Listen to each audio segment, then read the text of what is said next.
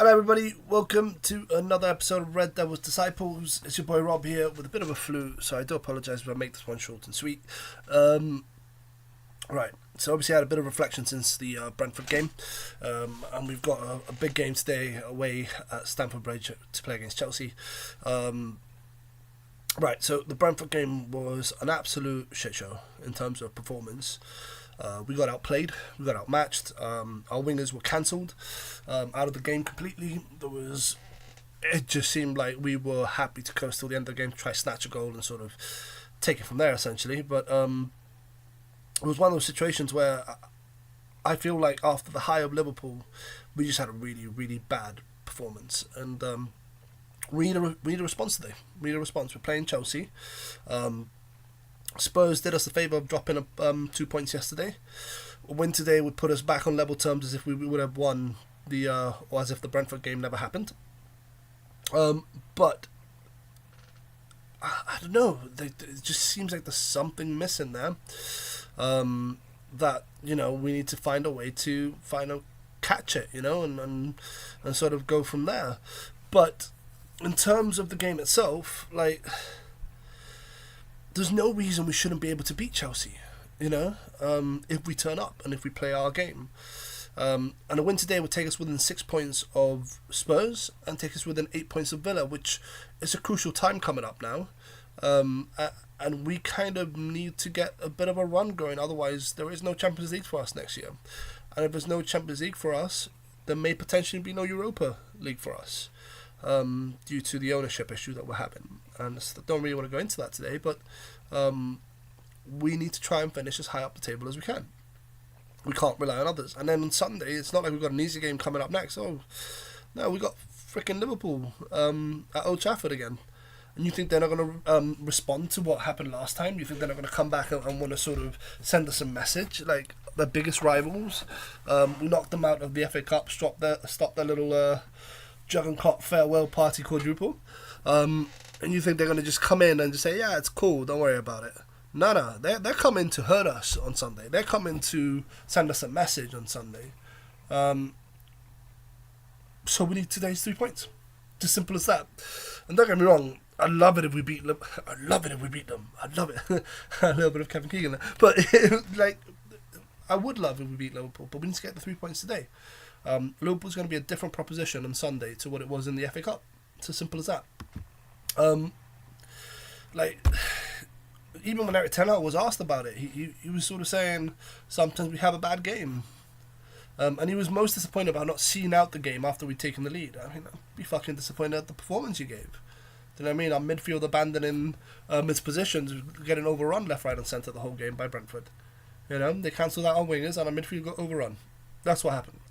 31 shots against our keeper. We're lucky Onana had a good game. We're lucky our centre-backs had a good game. But we've had issues with our centre-back fitness. Multiple injuries in that game. And we're going to that today. In terms of Chelsea, Mario Pochettino, the manager, great manager. Exciting times for them. I know results haven't been great for them. They tend to run a sort of 4-2-3-1 formation, but it tends to transition to like a 4-1-4-1. So it's quite a defensive formation, a typical sort of Chelsea style. But even with that, they've got a very young and sort of energetic squad, and I expect to see that up against us, and we could struggle against that. In terms of goals scored in the Premier League, we scored 40, they've scored 49. So already they've scored more goals than us. I mean, pretty much everybody scored more goals than us, let's not kid ourselves about it. Goals conceded, again, we've got 40, they've got 47, so it shows that they do concede goals. Again, on par, similar to Brentford, For every goal they score, they concede a goal. That's the teams that we're facing off right now, mid-table teams. That's what it tends to be.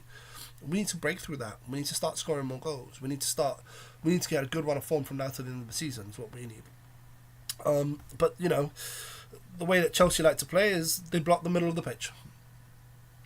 Don't let you play, and they like to force their way in through the middle. That's the way they like to play. But will they look at the Brentford game as a blueprint and think, oh, if we cancel Garnacho and Rashford out, or whoever our wingers are going to be today, we'll then they'd be forced to play through the middle, which is our strength, and they will dominate us if we play through the middle. So it'll be interesting to see what Pochettino decides to do tonight. We need to force wing play. We do. I'll go into that a little bit later. But it'll be interesting to how Ten Hag reacts to what happened at Brentford, and what changes he does make. In terms of form, United's last 5, we've got 3 wins, 1 draw, 1 loss. Our last 5 away games are 3 wins, 1 draw, 1 loss. So it's pretty, in terms of our form, is pretty standard. Chelsea's are 3 wins, 2 draws, no losses in their last 5. And in terms of their home games, it's 3 wins, 1 draw, 1 loss. The last 10 between us actually reflects better on us than it does in Chelsea. We've got 4 wins, 5 draws, and we lost to them once, and the loss was a few years ago now. So the last times that we've actually met each other, we've come out on top. But that doesn't mean anything this year, because this year, away from home, we have looked pretty much fucking atrocious at times. We get picked out, we get picked off by teams. It becomes a gunslinger battle of like for like kind of thing, and we haven't been.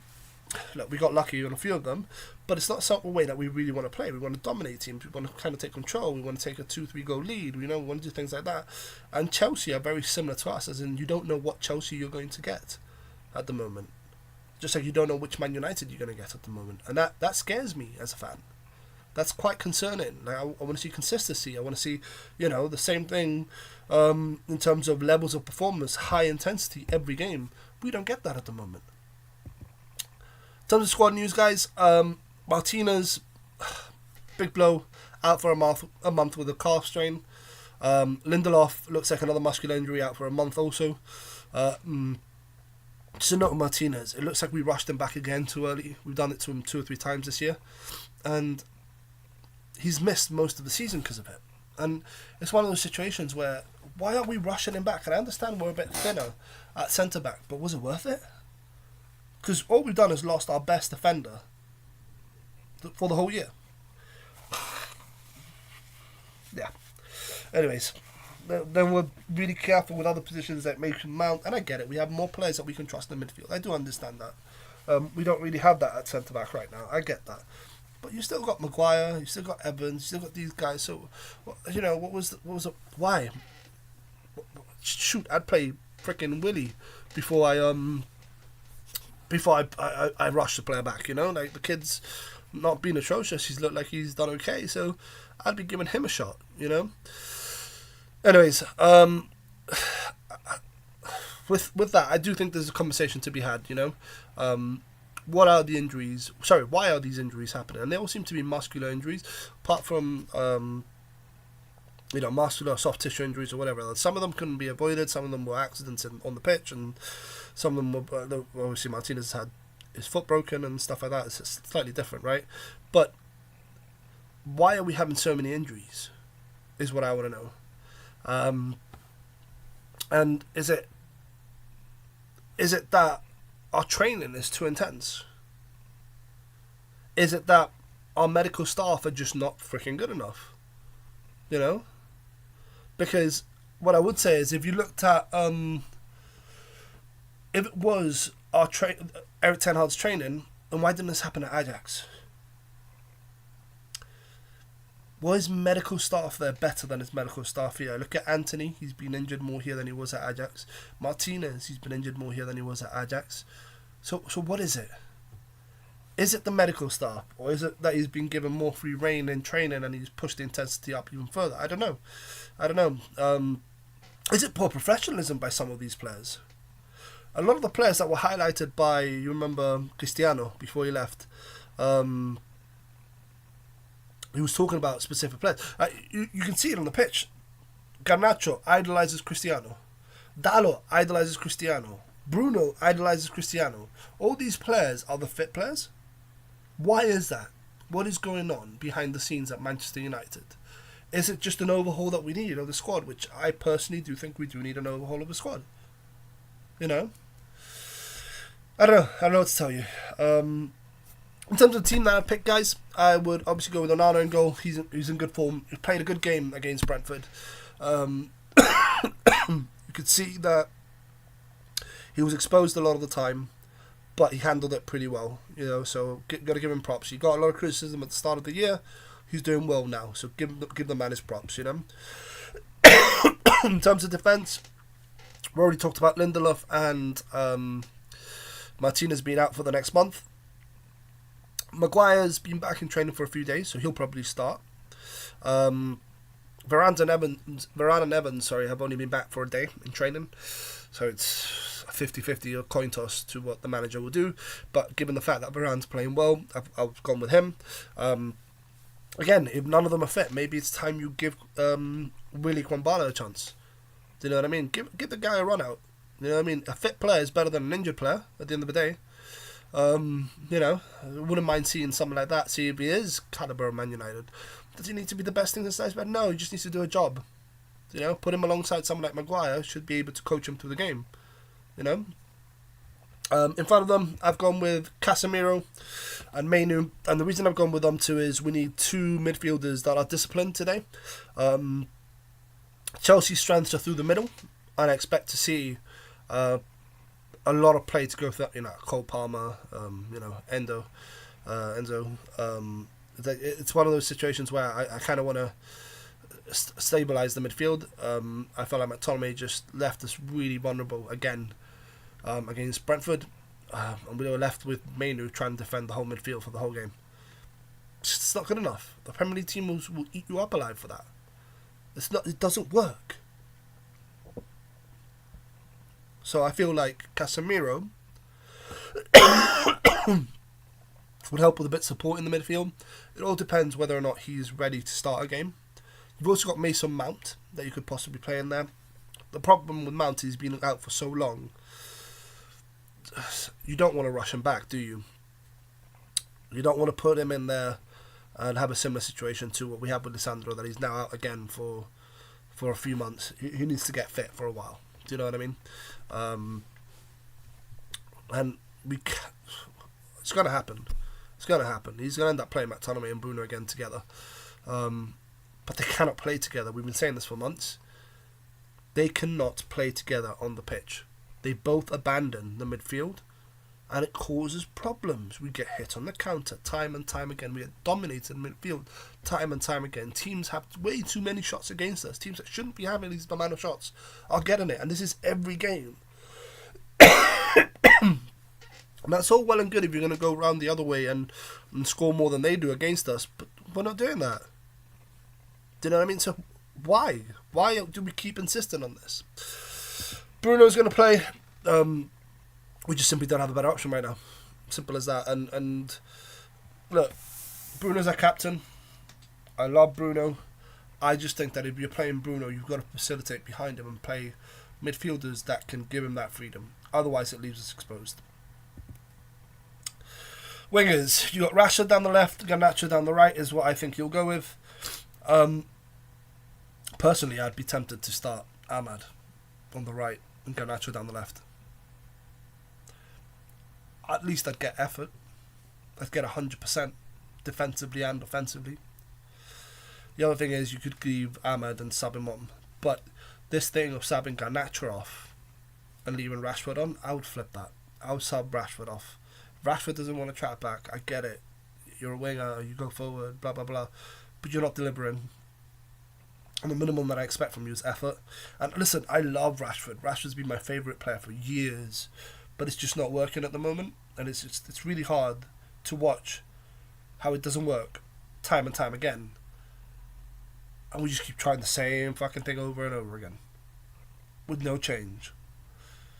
At some point, the manager needs to take responsibility for that. And I am very much Eric Ten Hag in. I am. And I get he may look at his options and think, I don't have a better option. I understand that. I do. But if it's not working, maybe you do need to make a change. Try something, you know? I get it, it's risky. I get it, your career's on the line. I do. But I think he's being more of a hindrance at the moment than help. And hopefully he proves me wrong tonight. I really hope he does. Hope he goes out there, has a worldie, scores 2 or 3 goals, and I'm here swallowing my words in the post-match or in the preview for Liverpool. I really do hope that. But we'll see. Up front, I'm going with Højlund. Even though Højlund doesn't get much service at the moment, I do think that Højlund is one of those players that currently, he just needs to get the ball inside the box in order to get a goal. And I do think that Højlund is one of those players that the more opportunities he gets, the more goals he will score. That sounds pretty fucking obvious, doesn't it? But you know what I'm trying to say. Give the guy a few opportunities and he'll score you a few goals. He has a very high conversion rate. But if you don't get him the ball, how the hell is he going to score?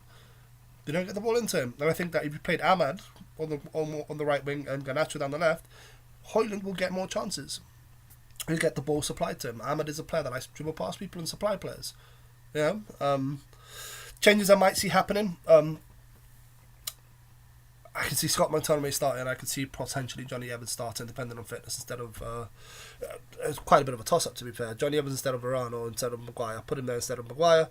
Realistically, it'll probably be instead of Varane just because of the injury stuff. We'll see. We'll see. But that McTominay thing... McTominay, for me, is someone you're throwing off the bench when you're trying to get a win. That's what he is. I don't think he's good enough to start for Manchester United. I love his intensity. I love his work ethic. I love that he gives everything for the badge. And he always looks like he gives everything for the badge, so I cannot fault this guy. I just think technically he's not as good as we need him to be. And I think it's him or Bruno, and Bruno's better. That's, it hurts me to say, because I wish that he... the love that he has for Manchester United was transferred to some of the other players. The problem I have is he bombards forwards and then isn't quick enough to get back. Simple as that. Which means that he leaves us vulnerable. Kobe Mainoo, 18-year-old, trying to hold the midfield down for Manchester United in the Premier League. Come on. Right, my 3 focus points today, guys. Get the wingers involved. Brentford cancelled out our wingers, so you've got to get the wingers involved. And then Chelsea are going to try and force play through the middle for themselves. So we want to almost expand that. And when we have the attack, we want to force the players out of position. Best way to do that, ball to wingers, overlapping wing backs, forces their midfield out of position, nullifies their counter attack. Do I see us doing that? I don't know. I really don't. But I'd be looking to try and disrupt that shape for as much as I could, to be honest with you. In terms of point number 2, excuse me. Point number 2 would be try and limit the effectiveness of the middle of the park for them. And that's why we need at least 2 disciplined midfielders. We actually need 3 midfielders to be disciplined today. But having 2 of them would at the very least, give us a bit of cover. And it's not just Mainoo playing by himself. And that's why I went with Casemiro today. In general, I think Casemiro is better than McTominay at pretty much everything. It's whether or not his fitness is ready, essentially. And then point number 3, get the ball into Højlund. Give the boy a chance. Give him something. Give him a sniff, for crying out loud. It was miserable watching him against Brentford. The poor kid could have, he's receiving the ball away from goal with his back turned to goal to get involved in play. Come on. We don't spend this much money on a striker to play him like that. That is not the type of striker he is. He is not the Drogba type who can hold up play with his back against the wall. He likes to run into the ball. So we need our wingers to get the ball in front of him. And we've seen how effective he can be when that happens. Although having said that, a lot of his goals were self-made, weren't they? With him hunting down and chasing. So we'll see. We'll see what happens tonight. My score prediction, I'm going to go with a 2-1 win for Manchester United. Maybe I'm being hopeful. But I do think we can edge them out. I do. I genuinely do. And if we win today, we are 6 points behind the 5th place. And 5th place is looking like it's going to be very realistic to get a Champions League spot in terms of percentages and what positions are allocated. It's whether or not we will be allowed to play in the Champions League with the ownership rules. But if we don't win today, I would say we can kiss the Champions League goodbye. Spurs have some big games. Spurs have got Liverpool, City, Arsenal to go. Those are 3 big games. Let's say, even if they get the same amount of points from those 3 games as we get from, we've got Liverpool, we've got Arsenal, right? and then we've got another miscellaneous game. Let's say we win that miscellaneous game. That still puts us at 3 points behind them. If we can just equal them. I don't know if I did that. I did 4 instead of 3, but you get what I'm saying. As you can see, guys, I am sick as the dog, so I'm not actually sure if I'll do a post-match review. I might fall asleep. I'm not going to lie to you. It is a late game. It's an 8 o'clock kickoff. Regardless, I want to thank you for watching. Thank you for being here with me. I see some people are still watching. Appreciate that. I do hope to vary the content moving forward. I have a few plans and things to go on forth from there. But regardless, I want to say thank you very much. Please don't forget to like, share, subscribe. Have a lovely day, and hopefully you're feeling a whole lot better than I am. Peace.